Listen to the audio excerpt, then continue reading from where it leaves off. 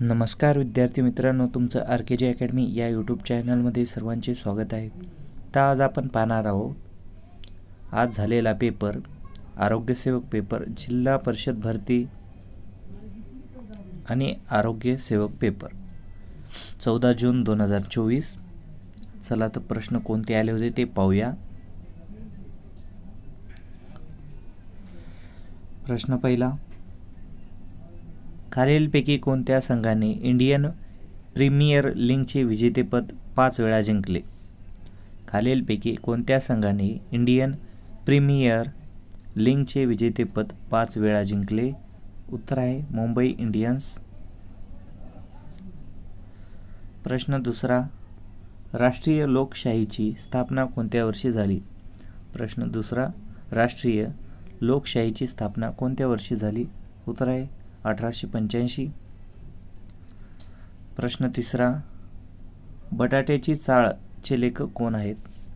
प्रश्न तिसरा, बटाट्याची चाळचे लेखक कोण आहे? उत्तर आहे पु. देशपांडे।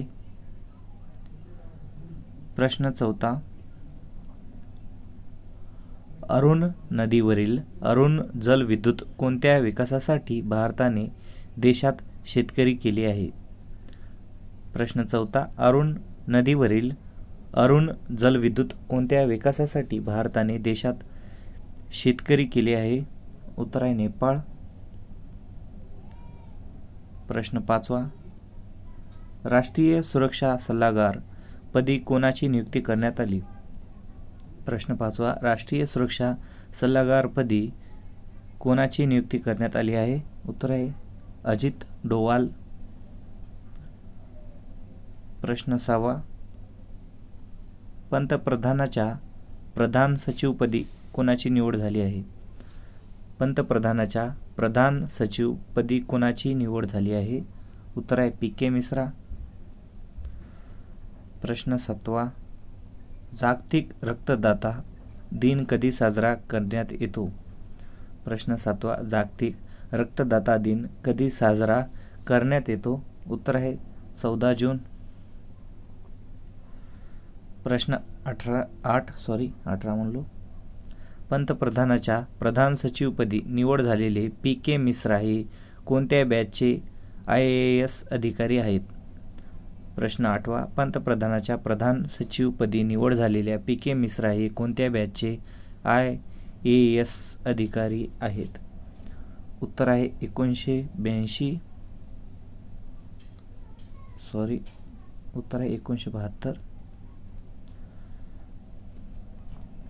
प्रश्न 9, G7 राष्ट्राची परिषद कोणत्या देशात आयोजित करण्यात आली आहे?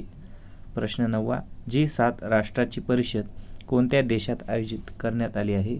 उत्तर आहे इटली।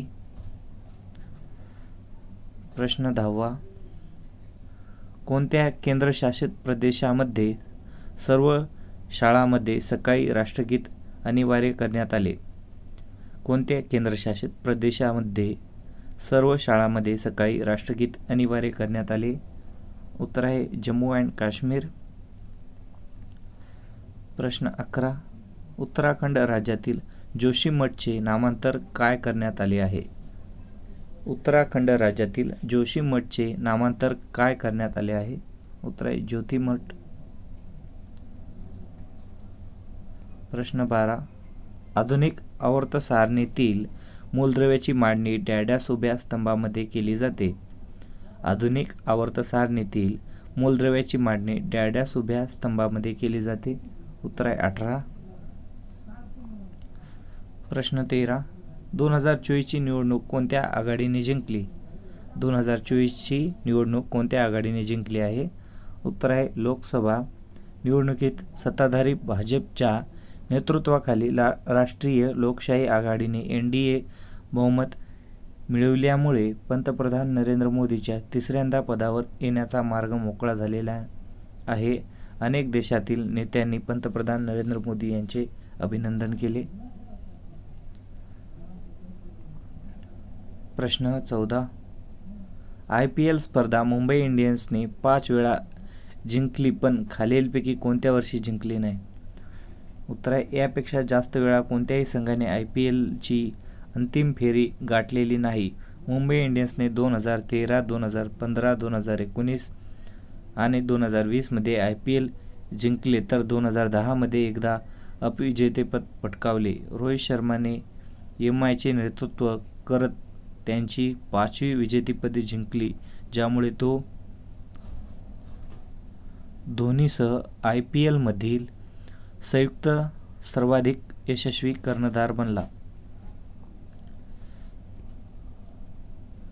प्रश्न 15. महाराष्ट्र आणि गुजरात यांचे संयुक्त रेल्वे स्टेशन कोणत्या गावात आहे?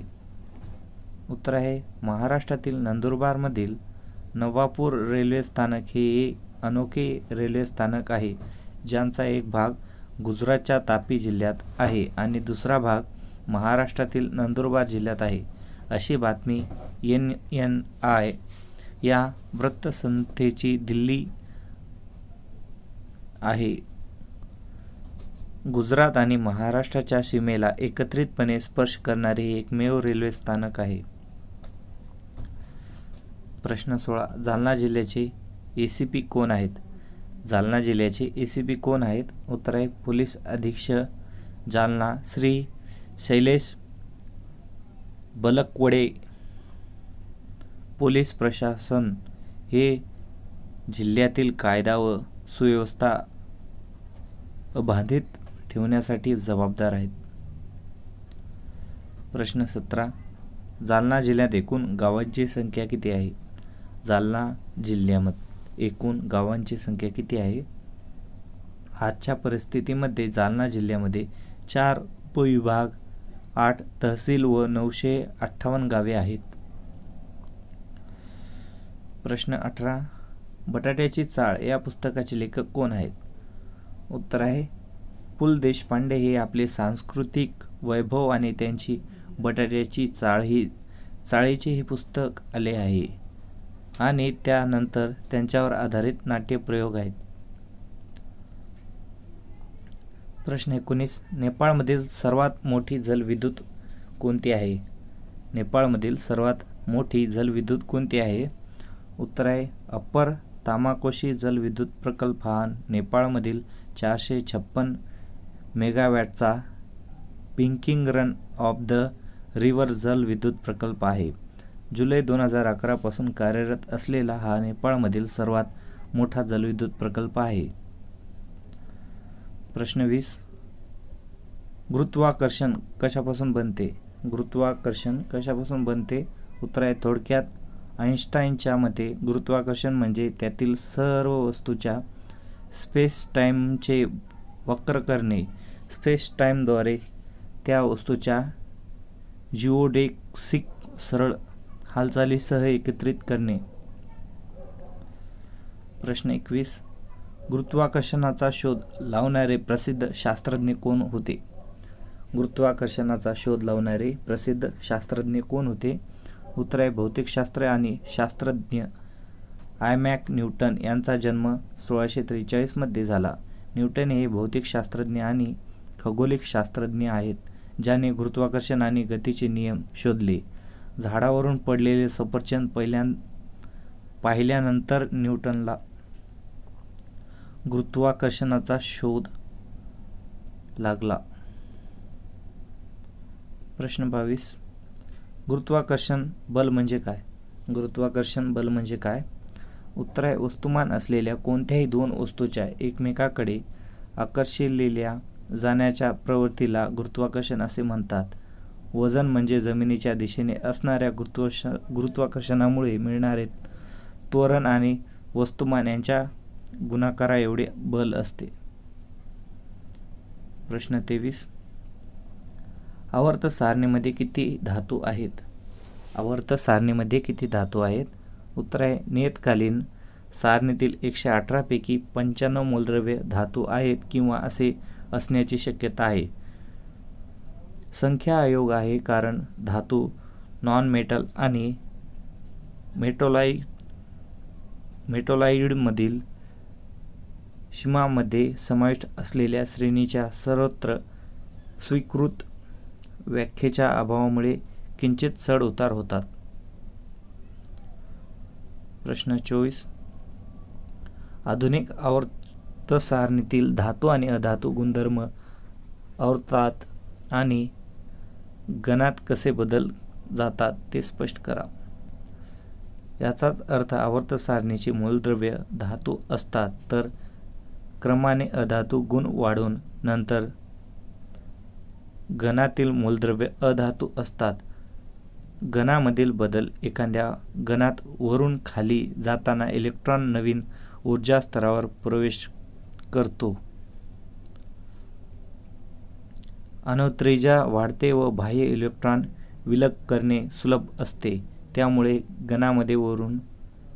गणामध्ये वरून खाली जाताना धातुगुण वाढतो. प्रश्न 25. आपल्या शरीरातील कामाचा अवयव ओळखा.